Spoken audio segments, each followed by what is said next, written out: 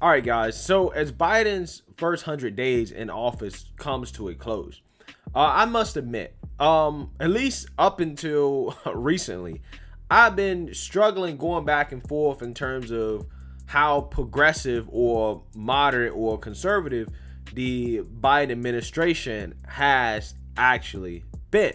Okay?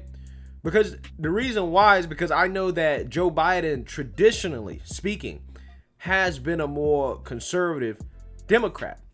However, it has become apparent to me that over time, he has been dragged far, far, far left by the extremists in the Democrat Party. Okay, he just has. He just has. That's why we're seeing these proposals to pack the court. That's why he is doing these executive orders on gun control. That's why he's considering removing the filibuster and things of that nature. He's been pulled far left, right? Now, I'm not sure if he wants to be, okay? But it has become apparent to me that he is caving hard. He is caving to the radicals in the Democrat Party, which makes him basically a progressive radical. And our favorite leftist socialist, Alexandria Ocasio-Cortez, had came out and confirmed my thinking. She's saying that Biden has even surpassed her expectations. Take a look. Yeah, I mean, I one thing that I will say is that I do think that the Biden administration and President Biden has definitely exceeded expectations that progressives had. I'll be frank, I think a lot of us expected a much more conservative administration. And I think that his not only what has ultimately come out, but the active invitation and willingness and collaboration with progressives in his first 100 days or almost 100 days has been very impressive. All right, guys. So you know that if AOC thinks that Biden has surpassed her expectations, you know we're on a one-way trip towards ruining this country, right? You just know it. You know it, okay? Because I would never let AOC run anything. And if AOC thinks Biden's doing a good job, then he must be doing a terrible job for normal Americans, right? Now, let's visit Biden's presidency thus far, okay? Let's talk about it. I would say first and foremost, I mean, he's been a disaster on immigration. He's been an absolute disaster, right? Rolling back Trump's policies, okay? Trump's policies, whether you like them or not, they disincentivize people from coming to the United States, right? He disincentivized it, okay? Because he basically kept it real. He was like, listen, you can come, you can try to come, but you're going to have a hard time getting in. And you're going to have a hard time receiving benefits if you actually do get in. Okay, now some people might not agree with that. But at the end of the day, that was a strategy. Okay, that was a strategy. Biden rolls that back, right? He rolls back the policies, like the stay in Mexico policy, and he invites these immigrants in. Lo and behold, you have swarms of them. Okay, whole caravans coming from South America up to this country, right? And now it's basically came out that Biden's given up, right? He's given up on the immigration crisis. He won't go to the border. Kamala won't go to the border. They've just given up. And they're handing out Kamala Harris's indoctrination books to go along with it, right? Again, they're just telling you what the plan is when in regards to immigration. So Biden has been absolutely terrible on that, right? He's been absolutely terrible. Now, the excess spending. Right? He's been spending money out of control. Okay? I mean, we're in danger, guys, of seeing some massive, serious inflation coming up. I mean, people are already seeing some commodity prices go up, like lumber. We're seeing some prices go up, like food. Everybody noticing the cost of their food is rising. People are saying they're already experiencing inflation, even though the Fed is playing games, right? Jerome Powell is playing games. He's trying to tell us that, oh, we might see a little inflation, but it's going to be temporary. Okay, Jerome, I hear you. And I'm just saying, I'm very skeptical and I'm very, very worried about that because the Biden administration, again, with the stimulus package, they spent $1.9 trillion. $1.9 trillion. Okay. Now they want to spend another $2 trillion for infrastructure, and then another approximately $2 trillion for family infrastructure. Okay, and they have redefined what the definition of the word infrastructure actually is. Okay, they've made infrastructure to include climate, right? It includes childcare. It includes paid family leave. It includes caregiving. It includes all these things that have nothing to do with infrastructure, right? But ironically, voter ID laws are not infrastructure to these people. Okay, that's just the funny part about it. And this massive amount of spending, right? We're gonna spend probably at least $4 to $6 trillion on top of the $4 trillion that we already spend per year, right? Just on Biden's radical socialist / progressive agenda, right? The amount of money we're spending in and of itself makes Biden a radical, whether or not he wants to be.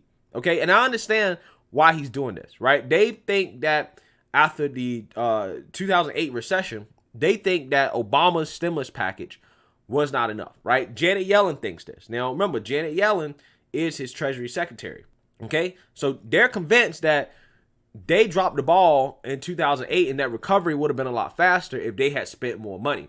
So the Biden administration is not afraid to spend as much as they possibly can get away with. Now, the progressives like AOC want him to spend $10 trillion on infrastructure, okay?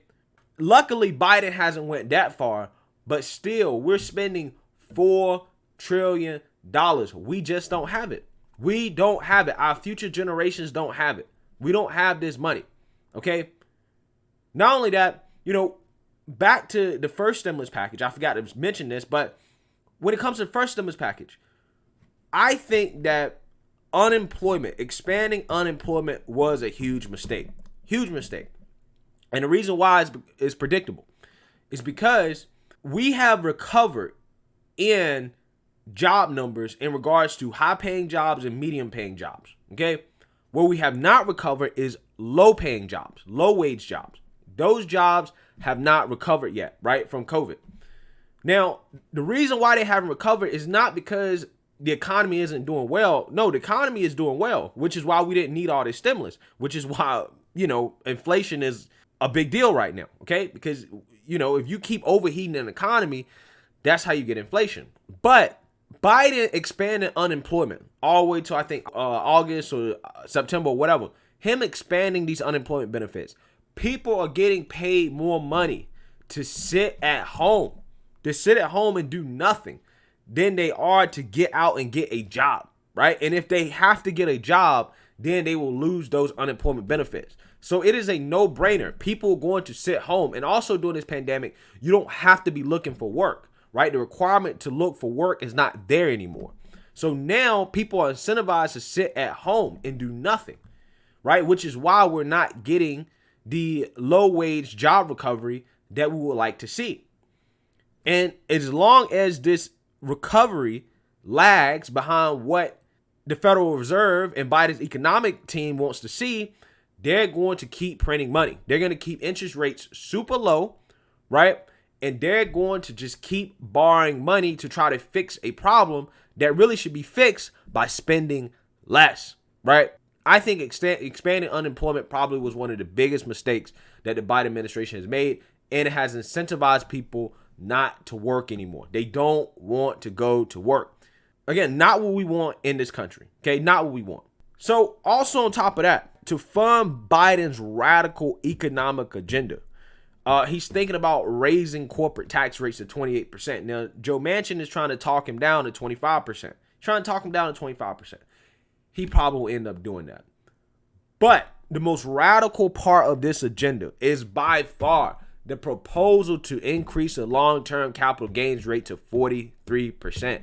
Just the fact that Biden cracked his crusty old lips to say that he wanted to increase the long-term capital gains rate to 43% tells you that he's a radical, okay? This didn't come from the progressives. This came straight from the Biden White House, right? He's a radical for this. Just proposing it, just thinking about something as asinine as that, okay?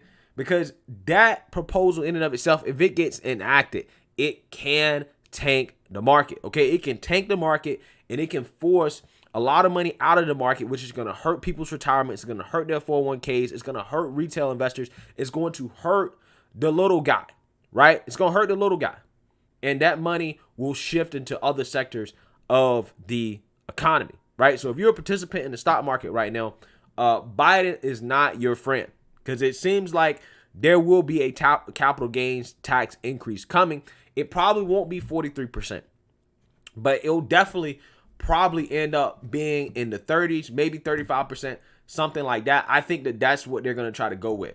And he's going to be revealing more information about that. But again, him doing this tells me that he is a radical, right? He's a radical, right? That's what really got Biden on my bad side. When he did that, I just knew. I was like, okay, yeah, this guy has folded to the progressive. He has actually folded. The long-term capital gains tax encourages people to invest, right? The progressives always want to talk about how the economy is leaving people behind, et cetera, et cetera. Guys, there's so many resources out there. If you want to invest in real estate, if you want to invest in stocks, if you want to invest in your own business, there's so many resources out there that people just don't take advantage of. But the progressives always want more. They always want more, okay? We should be incentivizing people to invest in the market and to participate. Increasing the capital gains tax does not do that. It does the exact opposite. Instead, we want to pay people to sit home and not work. It's already enough that you're double taxing people with a capital gains tax anyways, right? Now, you're going to increase that, and then you're going to shuffle that money to people who aren't even participating in the economy, hurting investors to help those who don't even want to work. This is the problem with the Biden administration. So yeah, AOC has definitely confirmed to me that Biden administration is no doubt a radical administration.